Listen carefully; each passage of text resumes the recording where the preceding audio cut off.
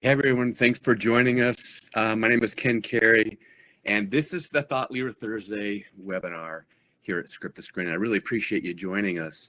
And so anyways, this webinar today is really interesting because a couple of years ago, we started with a campaign for Blink, and Blink is the home monitoring system that is owned by Amazon. And I had the opportunity to interview Don Shulsinger, and he was one of the co-founders of the company as we were shooting our direct-to-consumer campaign. And this interview is really interesting because it talks about why the company got into direct-to-consumer, what their challenges were as a business, and how the direct-to-consumer campaign worked. And I can talk about that on the back end because this is really a full circle journey.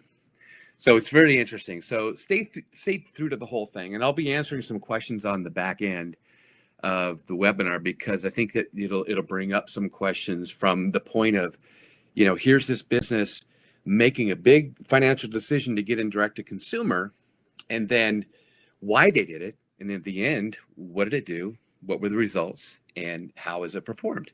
So I see that we have a few people in the webinar.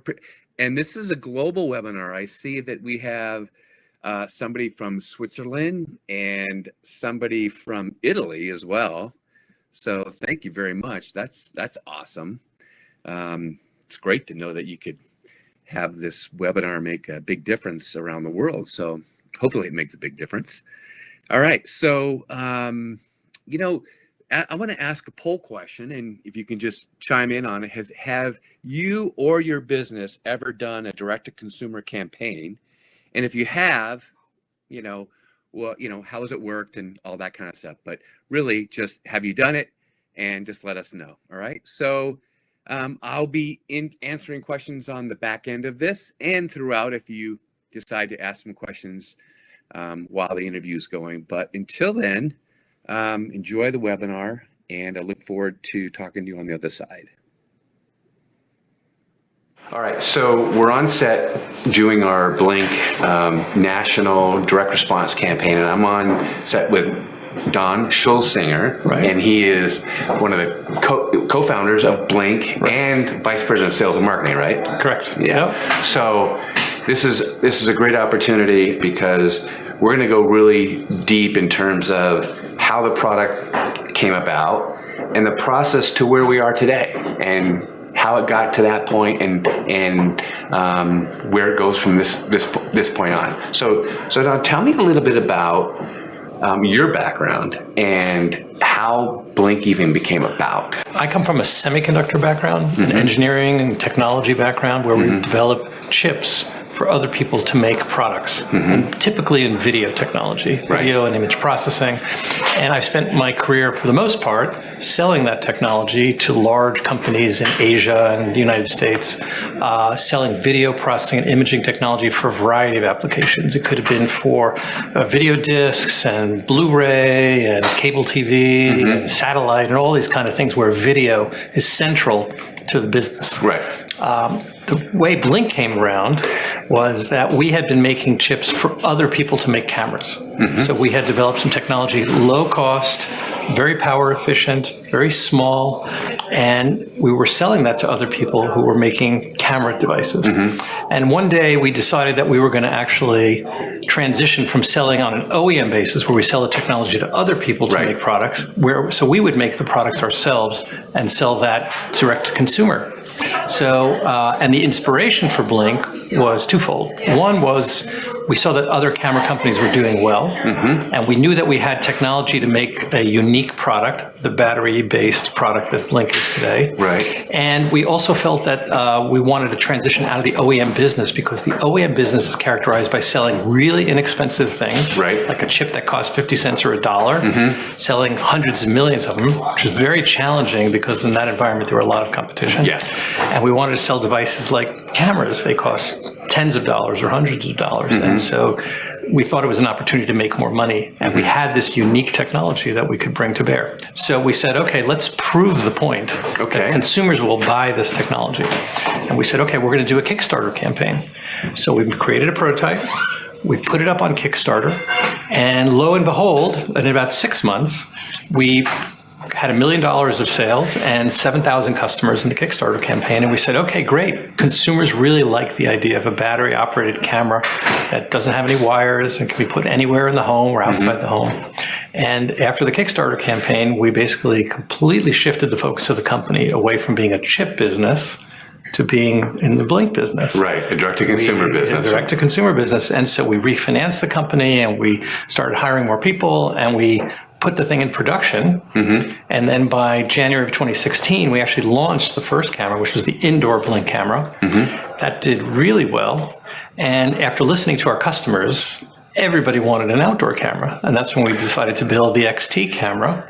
So how long was the indoor camera around and then to the XT? Yeah, so in January of 2016, we launched the indoor camera. By January of 2017, we launched the XT camera. Okay. So a year later. Now, the indoor camera kept selling. Right.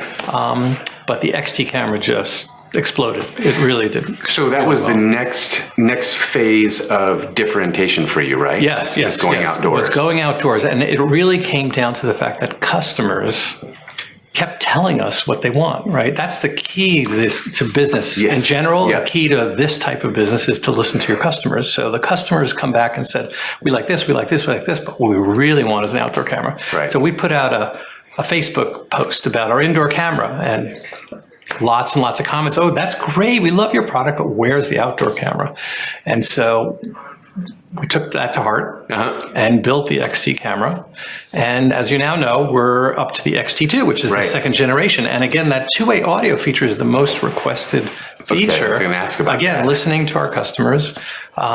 There's a number of things they want, but that was sort of a highlight item. It rose to the top. It rose to the top. Yeah. I always say, and I think it's absolutely fascinating, that one of the great things about direct-to-consumer marketing is that you can ask your customer base what they want, and then you just build what they want, versus spending all this time and money and energy trying to figure out what they want. And opportunity costs, right? Absolutely. And that's one of the key things that was interesting about the way we put the Blink business together, is we circumvented the typical process of going through on an OEM basis, right? We didn't go to Canon or Sony or Panasonic or one of these guys and say, take our chip, make a product, and go sell it. Because that would take years, and the connection to the customer is broken. We, as the developers of the technology, would not have been able to hear directly from those customers. It would have come filtered through all sorts of layers of people that have their own ideas about what's going on. So by going direct to the consumer, initially via Kickstarter, and then selling directly to the customer, we had a much better connection with which to hear the feedback and then act accordingly and bring out the products that the customers want. Beautiful. It's a beautiful model. And I say you guys did that because that's how you wanted to take the next level to your business. I say that to companies that want to get in the direct-to-consumer business, because a lot of the brands that we work with they have retailers, they have Amazon. They really don't have a direct sales channel on they say go to their website, but you get lost in an ocean over there, right? And they're at the mercy of those other channels. That's right. And so how would you say creating your own direct-to-consumer channel for Blink gives you the autonomy? You can support those other channels, because that's exactly what we're doing here. You can support them, but you have the control, and it's not the tail wagging the dog, right? Right. Absolutely. It's all about getting your message out and being able to hear back directly what comes back. So we say something about the product, we're thinking of this, we want to do that, here's how it works, here's how it doesn't work. Do you like black? Do you like white? All those things come directly from us. If we were going to try to go through retail offline, you just can't do that, right? You have to put out the product and see what happens. Right. So in our view of the world, if you don't have that direct connection where you can reach out to your customers and get the feedback directly, you won't be as successful. Yeah. So think about how you changed. I mean, you literally changed your business model of the company, right? Completely. So talk to the companies that are at retail. They're at Amazon, they have these other channels, and they know building a direct-to-consumer channel is important. It should be important, but they realize they want to check into it. What would you say to them that are the benefits of doing it? And I know it's a little bit of repeating what you said, but think from the mind of a company who's just been doing it the old way for so long. It boils down to taking out the guesswork, right? Eliminating the guesswork. If you don't do it this way, you're guessing. You're putting out a product and you're seeing what's happening.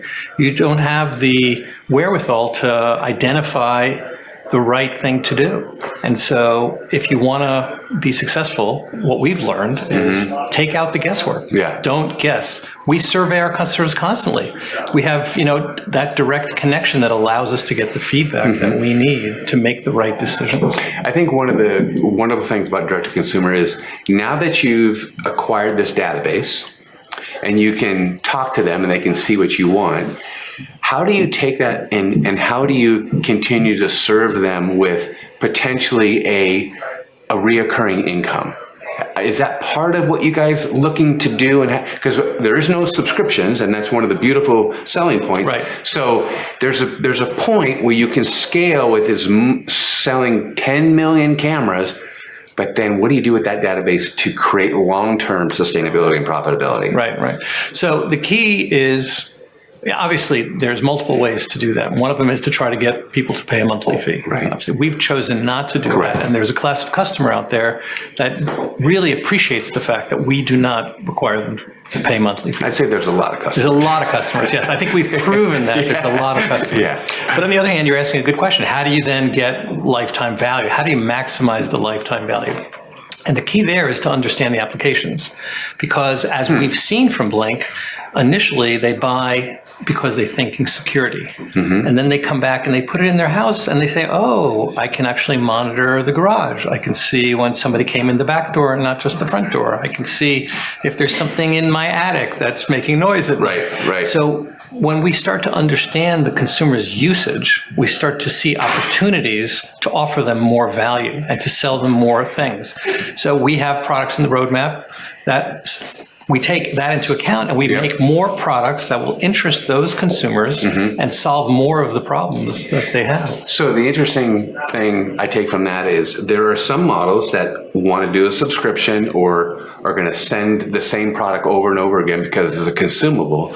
But Blink isn't a consumable, but because we're so tuned into our database, we know that each product launches a new idea and a new this and new that. That's right. And that is the sustainability. So instead of telling the consumer, pay us a monthly fee so you can use the system, we tell them, tell us what you do with the product so we can learn from you and give you even better value for your money. That's beautiful. Perfectly said. How did the name Blink come about? There's got to be a great story there. There is a good story there. It's kind of a nerdy story, but I'll tell you. So if you think of what a blink is you close your eye and then open your eye.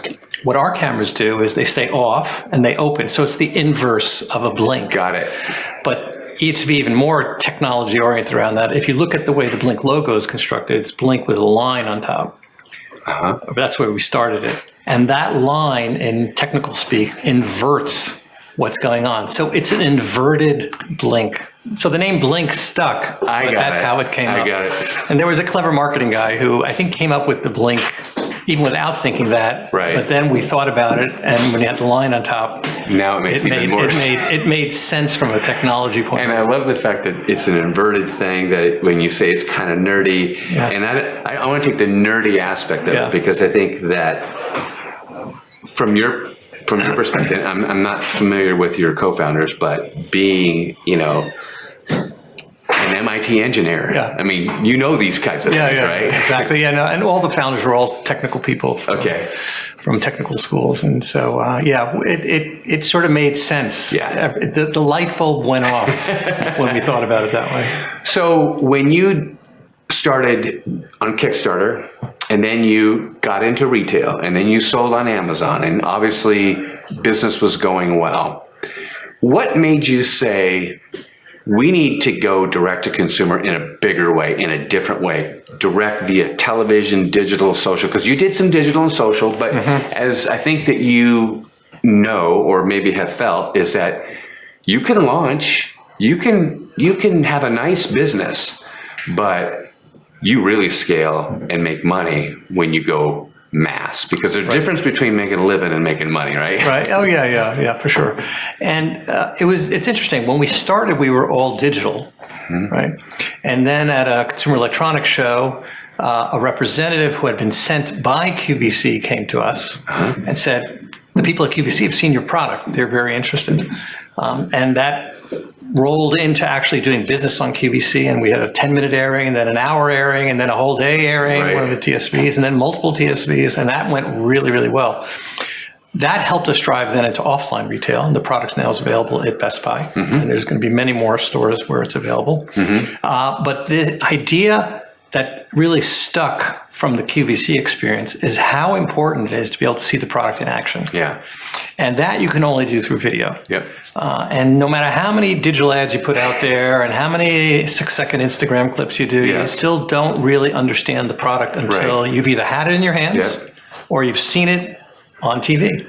And so that's why we decided we had to take what we learned and continue to do that further and broader, and not just limited to QVC. And that's why we decided to bring it to TV like this. And I think, and what that, to me, when I take that information down, it's like, you had to tell the story. You had to make it visceral, tell the story, content and context, so people can understand, oh, I can see this in my house. This makes sense to me. And you just can't do that in 30 seconds. Absolutely. It just, you have to tell the story, and you have to bring in testimonials, you have to bring in demos, you have to really see the whole shoot and match to be able to understand what it is, how it works, and why it's valuable to me. Exactly. And I think that one of the things that a direct-to-consumer model does is that when you have the ability to do that, now that you've given that person the complete understanding, everybody has their own way of how they want to do commerce, right? If I see the show and I go to Best Buy and go, oh, yes, that's that Blink I need to see it, feel it, touch it, right?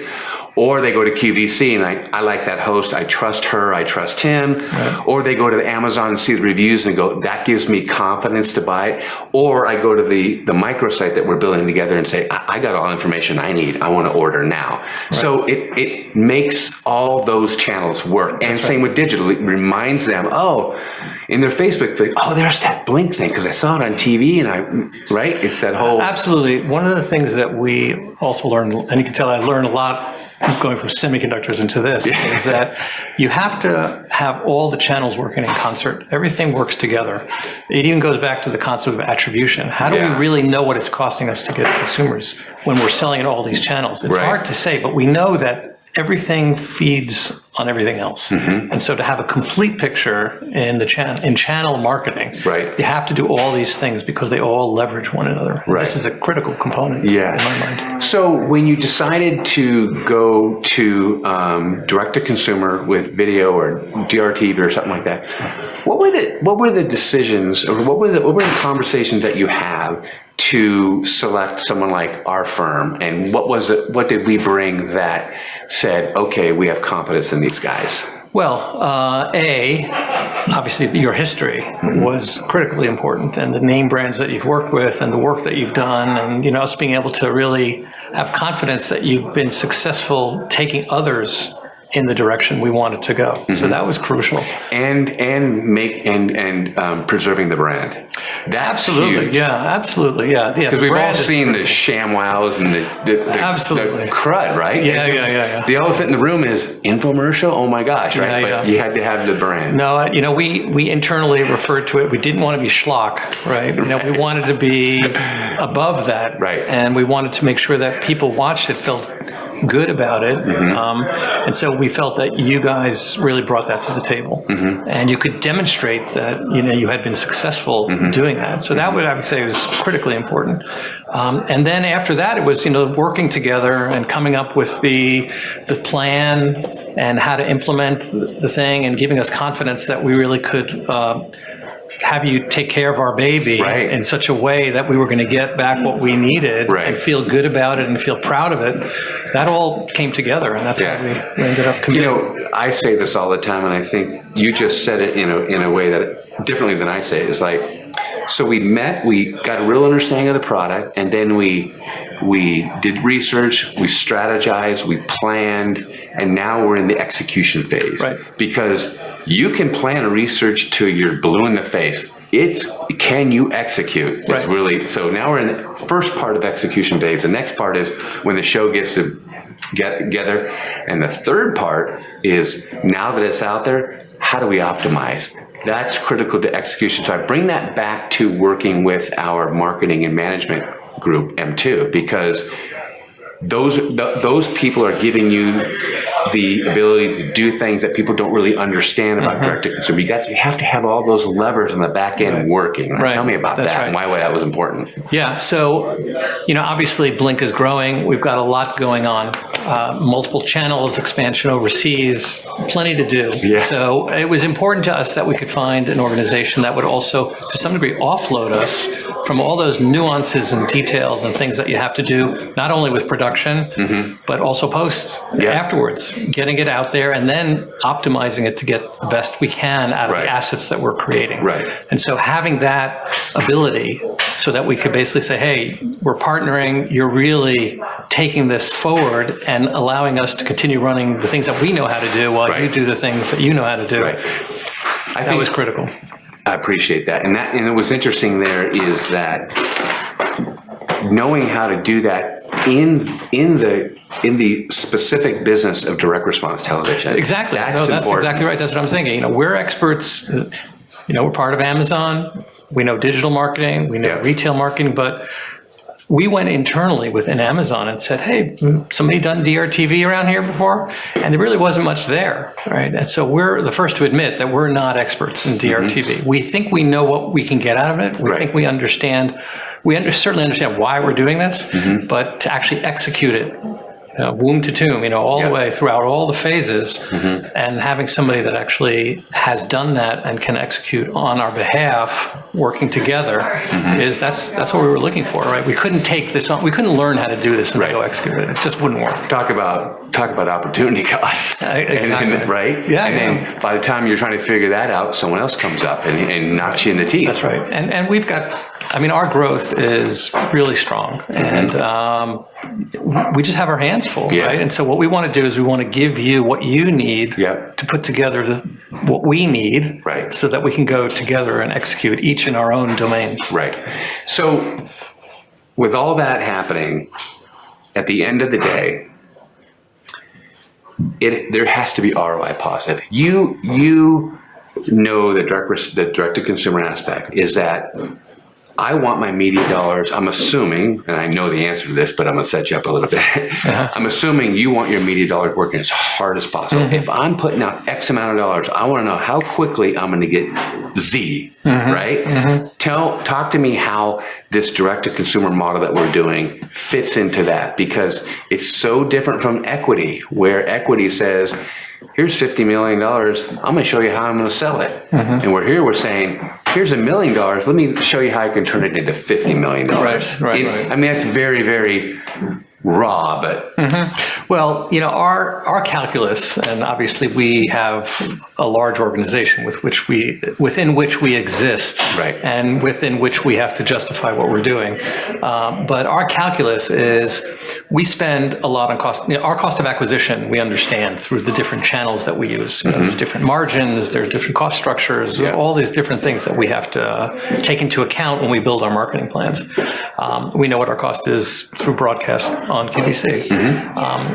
What we're trying to achieve here is to be able to spend incremental marketing dollars in a new area and make sure that we get a return on investment that warrants that. And so the calculus here is that we're going to spend media dollars. We're going to get some amount just directly back, and then we're going to see lift in other channels, right? And so we, looking at the numbers, our calculus is that that's going to be profitable. Right. And we're going to be able to make money doing that. And we're working internally within Amazon, obviously, to put into place the ability to track what's going on through the other channels. Yeah.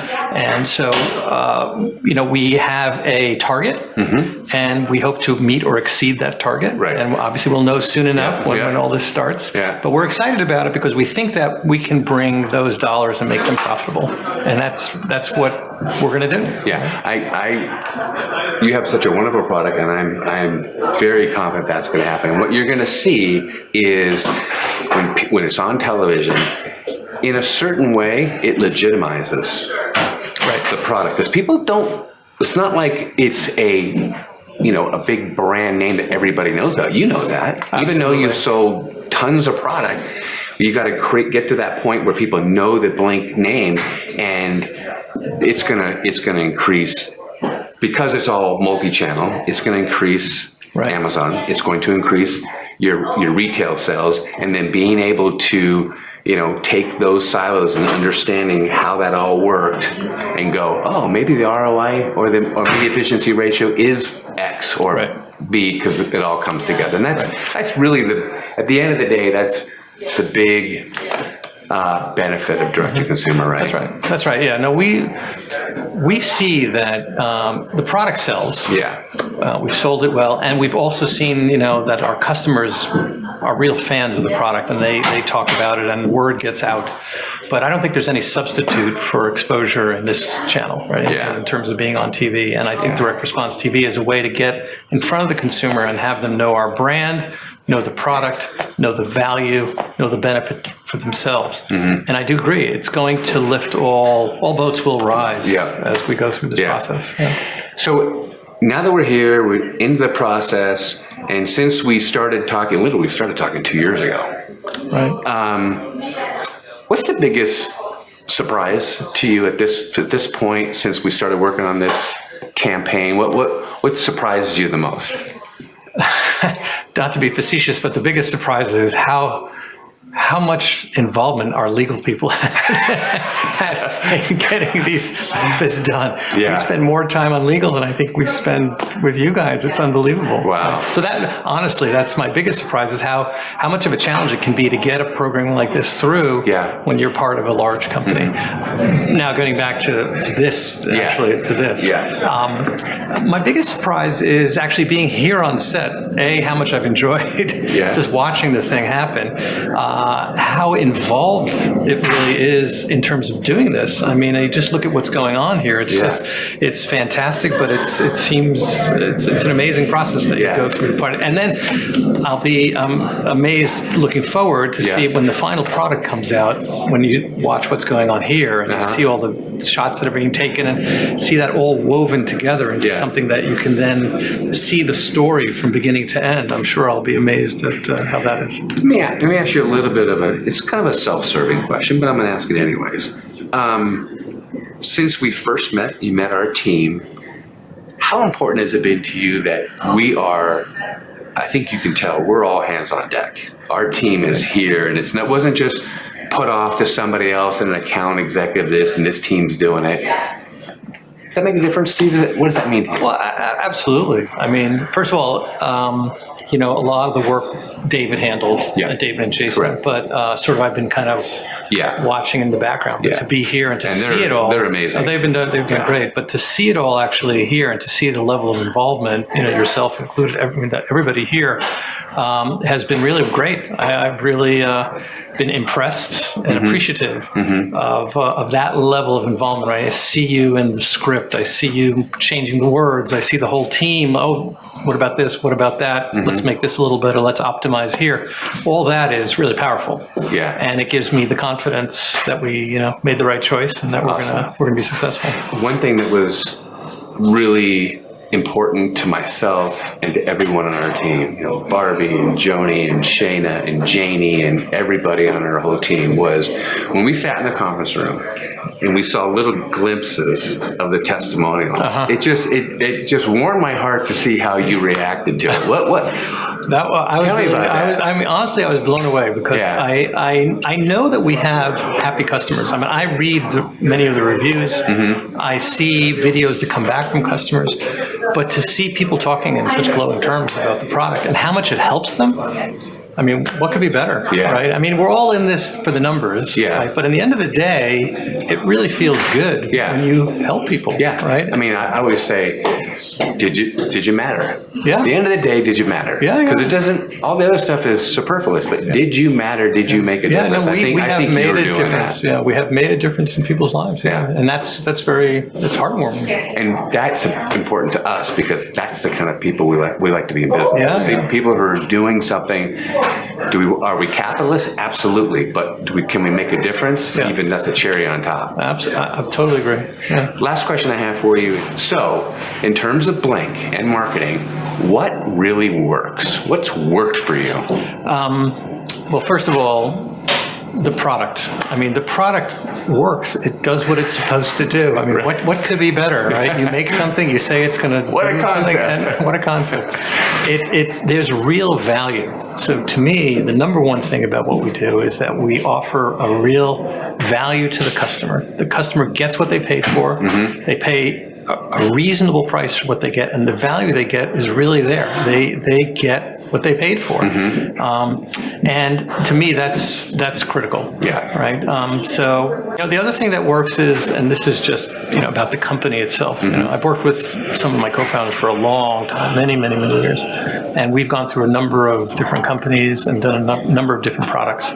But throughout the whole process, though, we've really come to understand what it takes to put together a business and to bring it through to success. Yeah. And for me personally, that is something that really works. It makes it all worthwhile, is to be able to just take something, create it, get it out there, have it make a difference. Yeah. Be successful with it. And have a business with it. Yeah, Awesome. make a business. I want to thank you. Oh, thank you. Very much. And I look forward to having this conversation again at your offices in about 8 months, and we can talk about what the campaign did and how we're going to go forward together. That'd be terrific. All right. So that was our interview with Don at Blink. And it was really good to watch it again because he said a lot of really, really important things for companies thinking about being in direct to consumer. What are the things that you need to be thinking about in the future? How do they affect what you're doing today?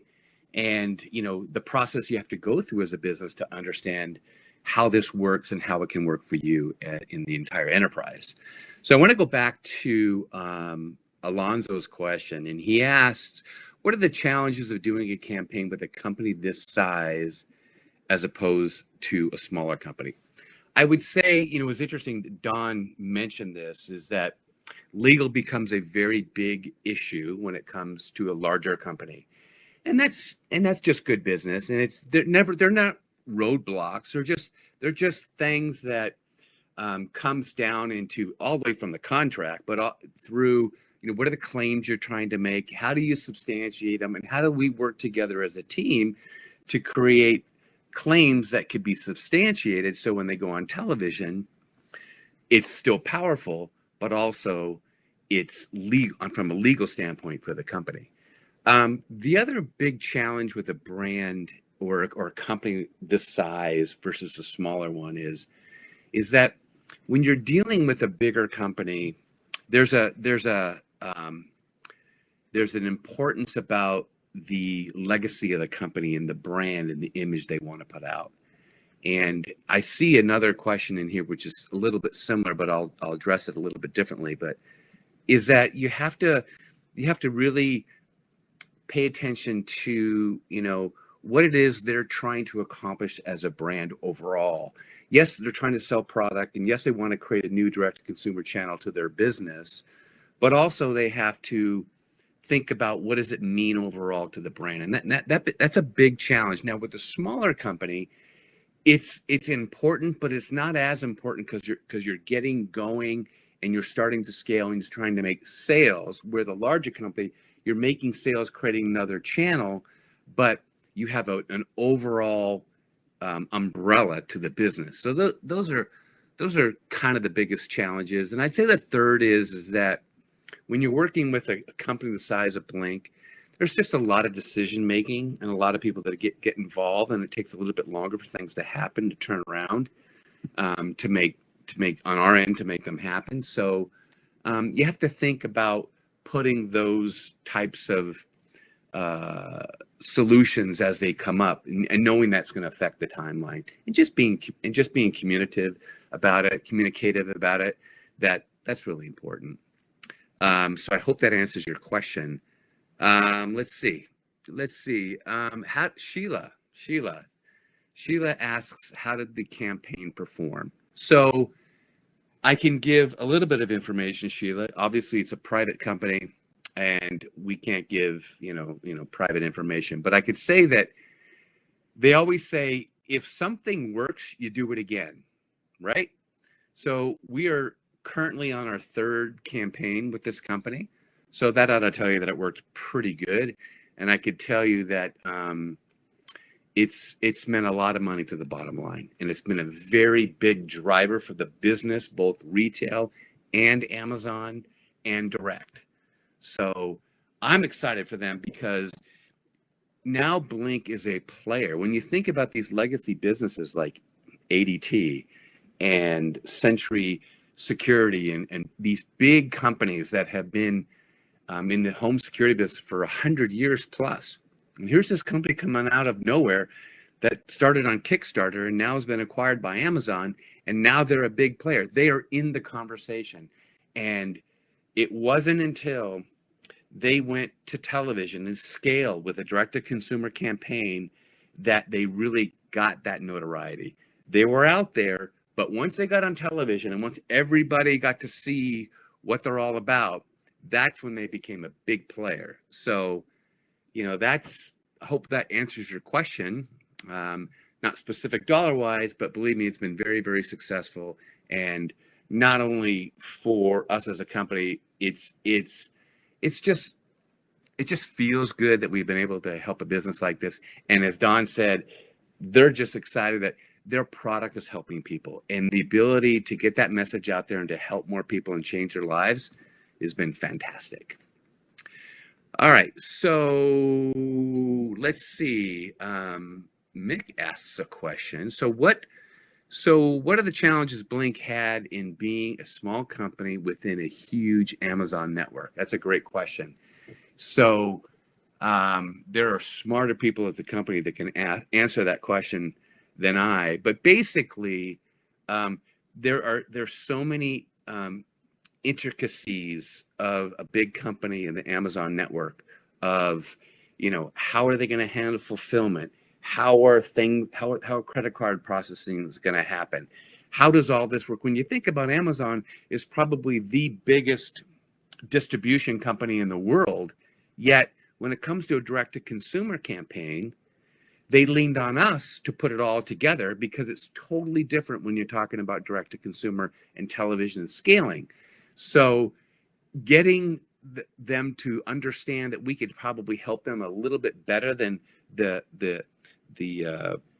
connections, quote unquote, they have in their network of Amazon companies, took a little bit of coaxing, but they trusted us and we proved it out. So there's a lot of things where companies feel like they have a better solution, and it may be a better solution for their retail business. It may be a better solution for their online business, but not necessarily the best solution for a direct-to-consumer television business. So that was one of the biggest challenges.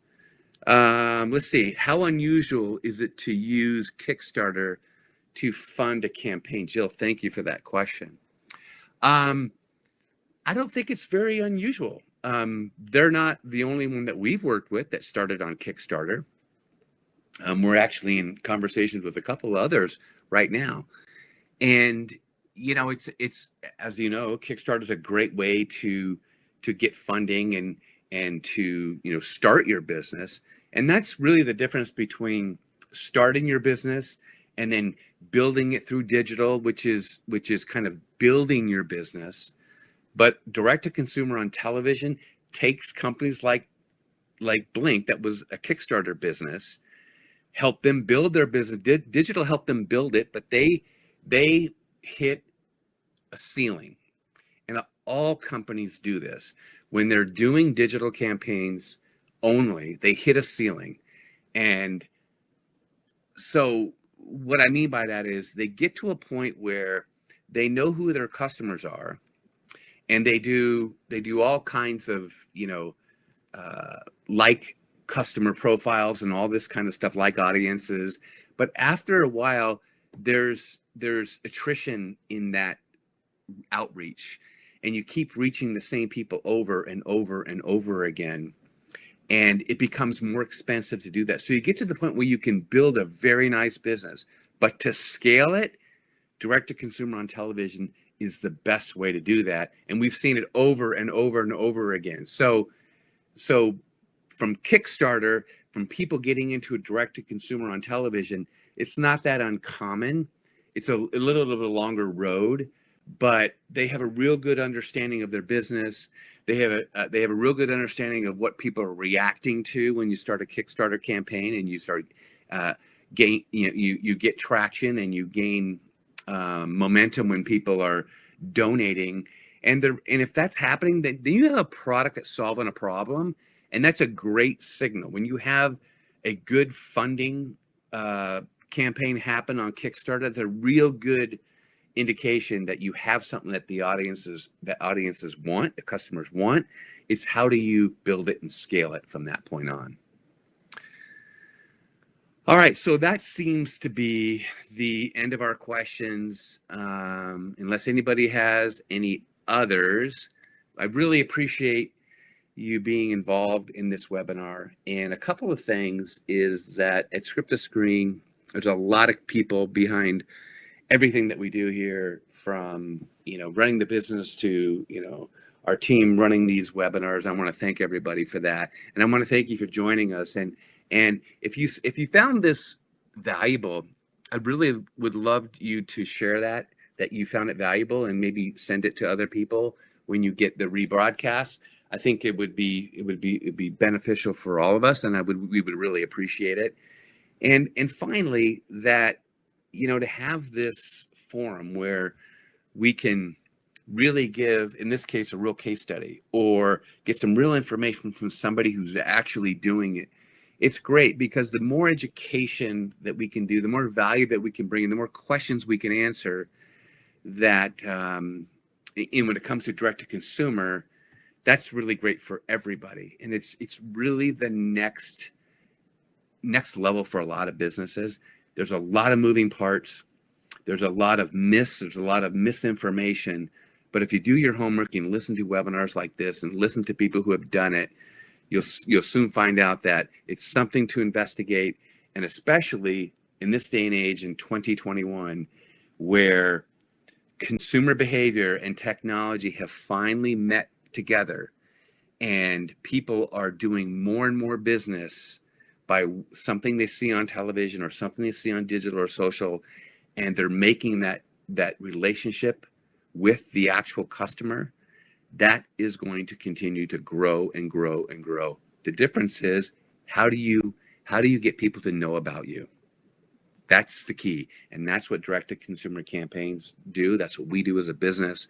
You get people, your audience, your customers out there know about you. Because if they don't know about you, doesn't matter how great your product is. That's really, at the end of the day, that's what it's all about. Anyways, thank you very much. And I hope you join us for our next Thought Leader Thursday webinar coming up in March. And until then, we'll talk to you soon. Thanks.